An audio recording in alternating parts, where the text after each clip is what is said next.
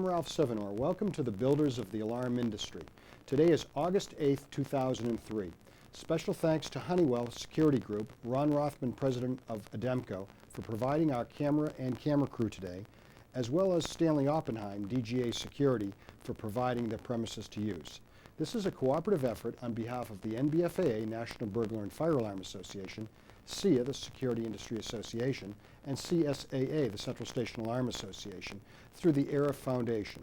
I'm delighted to have here Richard Cantor, and I'm going to ask my partner in this project, Charlie Darsh, to open it up. Charlie, please. Thanks, Ralph. Richard, you and I have known each other for many, many years. For that matter, I think back 20 years ago, I was probably a supplier to you. One thing I never did realize or even know was what kind of a background you had, how you started in the alarm industry. Could you give us a little bit of that background? Surely, Charlie. In the mid-1970s, I was working for Xerox, and Xerox plain paper copier patents were about to expire, and I thought that the company was going to not do as well in the future. So I researched certain industries, and I thought that the security industry would be a much more productive industry to be in. So I incorporated a company in 1978, and I've been in it and enjoying it ever since. How did you research to find out? You didn't all of a sudden wake up and say, I want the alarm industry, so did you check other companies or look through the phone book, or you liked electronics? Or That's a good question. Actually, my background at Xerox was very helpful. We did a lot of consultative selling, and I did research the industry, and there were a couple things that I liked about it. Number one, crime was increasing. I didn't like that, but it certainly meant that there was going to be more of a demand. Secondarily, the people in the industry previous to that were many times the retired police officer, not very sophisticated in electronics, and I had some electronics background, so it looked like a good marriage.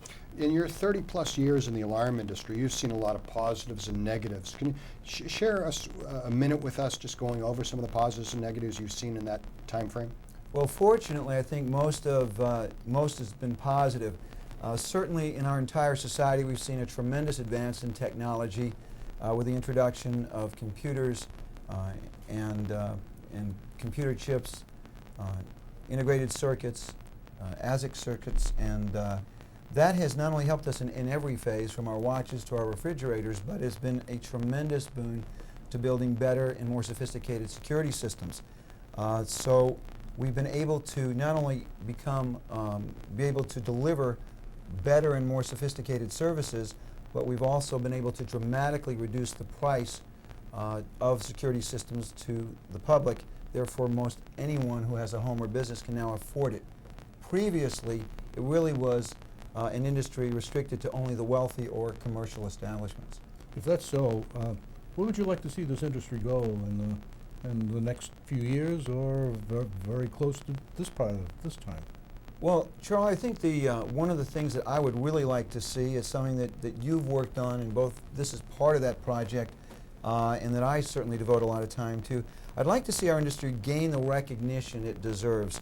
The security industry in general, and the alarm industry in particular, really make tremendous contributions to our society in terms of protecting people and protecting property, and often that goes unrecognized.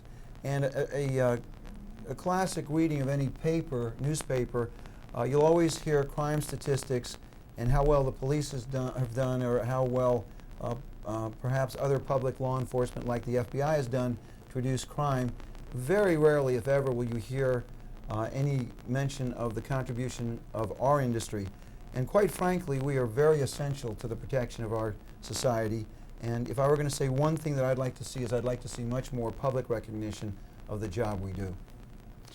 Richard, you spoke earlier about the technological advances in the alarm industry, but how about the marketing advances? Because in those 30 years, you've seen it change from a mom pop perhaps to a mass marketing, and maybe going through that bell curve. So I'd like to get your thoughts on that. Well, and maybe some of your secrets too. Well, no, actually, that's a very good question, because it dovetails very much with the technology. Since technology has allowed us to lower the cost of an entry into not only the industry for companies, but lower the cost of someone purchasing them, it has enabled companies now to start mass marketing programs, because they now had products that they could sell to virtually anyone in our society. Anyone who owned a home, even if they're middle class, even lower middle class, can afford something. And as we all know, in the last few years there have been advertisements in the media for systems that are either free home systems or $99 systems, very low cost. And what that tells everyone is that they can afford to be protected now. And what it tells all the companies in the industry, if they want to be in the mass market, in mass marketing, they can actually reach anyone. So marketing and technology and the reduction in pricing that they've delivered has really helped to broaden our base. Is your belief in that, I hear the half-loaf, full-loaf theory. In other words, one door or two doors in a motion is not really truly a system. And then the argument on the other side is people are saying, well, something is better than nothing. Do you have a comment on that one way or another? Are we doing a disservice or are we doing a service? No, I think you're doing a tremendous service. I mean, you can think back to Henry Ford and his dream of having everyone be able to afford an automobile by standardizing what he did and reducing the price. And in essence, we're in certainly a capitalistic society, and one of the beauties of our society is that we can deliver more and more riches and disperse it to lower and lower levels within our economy, so everyone can, quote, be rich compared to the past. Now, what would you consider, Richard, the most significant event or events that you've seen in the alarm industry in your career? From my opinion, I think that the tragic events of 9/11, 2001, with the terrorist attacks in our country, may stand out when we look back in history as a watershed period of time, because up until then, security for most people was really on the back burner. Most people, both personally, for their own home, or corporately, or even industrially, most people in government. Security, for all of them, security was a very back burner issue. Once the terrorist attacks came, security became on the front fire. And where you could not make appointments in the past, or where senior managers of corporations would not be interested, now I don't believe there's any responsible corporate manager that doesn't consider security a top priority. And it really has opened doors, and it has also released a great deal more money to be devoted to security. And one final comment about that is, if you read the papers even just the last couple days, you will see that some of the political infighting between the Democrats and the Republicans are about the fact that the Bush administration is committed to security allegedly, but not devoting enough funds to it. So I think 9/11 really is going to prove historically to be a watershed period. If you had a protege and you were trying to educate this protege in the electronic security industry, what would you want to instill if you were to give me a couple of bullet points? Well, certainly I think that integrity is key. I would want to make sure that that person understood not only integrity, that personal honesty, but in the product that was delivered, and that it had to be delivered correctly. Then I'd want to teach, as part of that, certainly compliance with standards. I'd like to emphasize ongoing training, that a person who's a professional should take the responsibility for continuing their own education, and then of course their commitment to the industry, doing things like you're doing today with this filming, commitment to the associations, and to bettering the industry. Now, you've been involved in the associations for quite some time, I recall. Yes, that's correct. For that matter, I think you are right now. Aren't you the president of the New York Alarm Association? That's correct. Many years ago, when I first started out, I joined the Association for Long Island, which was the biggest one in this area. Since that time, the National Burglar and Fire Alarm Association has developed a charter state program, where the states now have separate regions or areas that are their chapters. And right now, I'm both actually the founder, Charlie, and the current president of the New York Electronic Security Association. How many members do you have?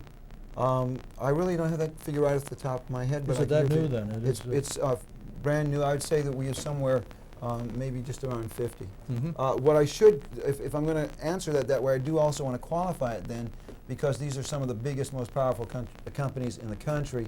ADT is a member, Honeywell is a member, company Sloman's a member, Protection One. So we have some pretty enormous companies that are members.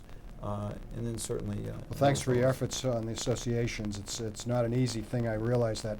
And actually, this project is under the auspices of the associations. Yes, it is. All right, well, that's why we're here to support it. Now, John? one thing, if you were made Person of the Year, if you were made Person of the Decade even, what is the one thing that you would let the audience know about your accomplishments in the alarm industry? Well, certainly, first thing I would say is that none of us do anything alone. We don't work alone, and we really don't make significant contributions alone. But as a team and working with the other professionals in my industry, what I would like to be known is that I literally was part of a group of individuals that saved hundreds of thousands of lives, that protected millions more from serious injury, and that protected billions, if not trillions of dollars in property. That I also contributed to Homeland Defense, and that I also contributed to preventing some serious crimes such as murder, such as rape, such as assault. You must have, on a more positive note as far as the reciprocal of that, something amusing or in your 30-plus years. Well, I do. I have a funny story that I can tell you. It's going to include a dead body, police response, and an alarm system. Now, of course, you're immediately asking what could be funny about a dead body. Well, let's go through the story. One of our clients in the suburbs was away, and during the time they were away, there was a power failure. Well, we didn't know it, but we got an alarm. First, we got a power failure, and we called back, and they weren't around, so we couldn't get into the house to do anything about it. But then, about 6 hours later, we had a false alarm, or what subsequently turned out to be, I should say, an alarm, because at that point we didn't know it was false. We had an alarm in the basement. Well, we dispatched the police, and there was a key holder, so the police were able to get into the basement. And what happened was, with the power being off, they had a freezer in the basement, and they had stuffed their freezer with food, and there was a frozen chicken leaning against the door, and as it thawed, the chicken banged against the door, fell out on the floor, knocked the door open, and we had what I would question would be whether it's a false alarm or not, but the alarm system picked it up. And I guess the short, sweet part of the story was we were able to get a hold of the homeowner, and they saved the rest of the food. That was your dead body. That was our dead body. The chicken. Yeah, the chicken. You know, what other technologies or services might you see in the future in this industry? Well, Charlie, as you and Ralph both know, I've just recently written an article that I submitted to as is for publication in Security Management. Our entire world, as we sit here today, is changing every second. And some of those tremendous advances are working their way today into security systems and will continue to do so. I see a tremendous evolution in the broadest base possible. I would say that I see security migrating in the next few years out of the security department and coming under the wings of the computer departments, the IT departments in major corporations, because all these systems are starting to be integrated systems run based on computers and software. In terms of technology, we're starting to see much more advances in, many more advances in wireless technology, many more advances in things like smart card technology, many advances in the recognition software. So I envision a future where you'll have access control that'll be passive. When you walk up to a door, a camera will recognize and identify who you are, and the door will open for you. When you're coming through an airport, customs, or the police running mugshots will be able to do this with much greater accuracy and much more rapidly with the assistance of computer-enhanced devices. If that's a short answer to that. What's your thought of the way this industry is going, for example, in 2 years, in 5 years, or 10 years? Give me your perspective. Well, I do think that the industry is getting more professional. I think that training is becoming much more important. I think we have some issues that are of national in scope, but we're seeing played out on a local level now that will eventually sweep across the country. There's been continued interest in police departments in doing something about the level of false alarms. and there's a continuing and ongoing campaign within the alarm industry to educate police departments in terms of how to deal with these issues. I think the public is also going to value security systems more than it has in the past, especially, as I said before, in the wake of 9/11. And I think technology is only going to help us that much more to deliver better products to make our society and individuals in their homes safer. Do I have, I think just a continuation of that, on the false alarm issue, do you see that we are actually reducing false alarms? And another question I have is, do you consider this a problem created by the end user, or could it be education that could have been enhanced or increased by the alarm company that installed the equipment? Charlie, let me answer the latter part of that question first, because I have a different view of false alarms than most of the industry and most police departments. I really think that we have approached the false alarm issue from the wrong standpoint. I think we're doing a good job, having done that, in working with police departments and coming up with things like model state program, but I think we're approaching it from the wrong standpoint. And if I can just take 1 second to explain it, let me go through something.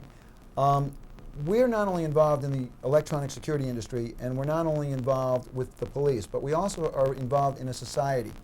And we have people that demand security, and those people have insurance companies. And when you start to see the wider problem, let's just take an alarm at a central station. Alarm comes into a central station, and the central station has a choice. First, they have to evaluate it, and then they have to make a choice whether to dispatch or not. Well, knowing the liability issues that are involved for not dispatching, knowing the questionable nature of many alarms, a central station really, both legally and ethically, as well as from a standpoint of liability, has got to dispatch often because of the demands that are placed on that central station. God forbid they don't dispatch and there's an incident. I don't see those kinds of issues being drawn into the discussion of false alarm and false alarm abatement. And until those issues are brought in, I don't think we're going to solve the problem. So I'd like to see the discussion broaden, and I'd like to deal with some of these issues. Now, to get back to the specifics, I think our industry has done an incredibly outstanding job in improving technology and bringing false alarm immune technology to the marketplace. We have detectors now in fire, in intrusion, that the detectors themselves have application-specific ICs which are ASIC chips in them, which they'll do their own analysis to reduce false alarms. We have detectors that are dual technology that will reduce false alarms. We have alarm control panels that have built-in software and circuitry to reduce false alarms. And we have central station verification procedures. So technologically, we really have done the job. Now, that doesn't mean that everyone uses the best detectors. And that doesn't mean that someone who's out there selling cheap product doesn't sell it. The problem becomes we have more and more alarm systems out there. So while we're reducing the alarms, the false alarms per system, we are probably greatly increasing the number of systems. And so we might not see the numbers reflect what a good job we've done in certain areas to reduce false alarms. Richard, there's always a question on perception or reality, and how do you feel that the consumer, the end user, views our products or services for that matter? Ralph, I believe that the general consumer today really believes in our product. I believe that they feel alarm systems are very effective. Even people that do not have alarm systems, I think, believe today that they are effective. Certainly in the corporate world, I don't think there's any doubt that alarm systems are effective. And we see that because not only are alarm systems used, but there's been an expanded use of electronic security. Cameras are ubiquitous, and access control is now used throughout corporate America. So I think the consumer is very happy with the products we're delivering. Great, thank you. One thing I would like to close is by asking you for any comments that you might have. I know that you have been in the business for many, many years, and I'm sure we would like to have that as part of our interview. Could you just give us any comments that you might have to conclude this interview? Well, the first thing I'd like to do is deny what Charlie said entirely. I am not that old. I haven't been in the Well, industry. I realize that, well, Richard. thank you. But Thank I you. think that you have a company that is well respected, and I do believe that you might have something that you could add to this. Well, thank you very much. All kidding aside, no, I'm very proud to be in this industry. Again, just to review some of the things we talked about, your being here today is just an example of the incredible professionalism we see in our industry today. We're essential to, obviously, to the national defense. We're essential to the security of our society, and I believe that we will see continued improvement in reductions in crime, in saving people from the devastations of fire, and I think we will also take a greater role, or have a greater role, in protecting our nation in the future from foreign terrorism. Wonderful. Richard, We thank you appreciate, very, yes. very much for coming. And Appreciate you thank coming you. down. Thank you. Thank you.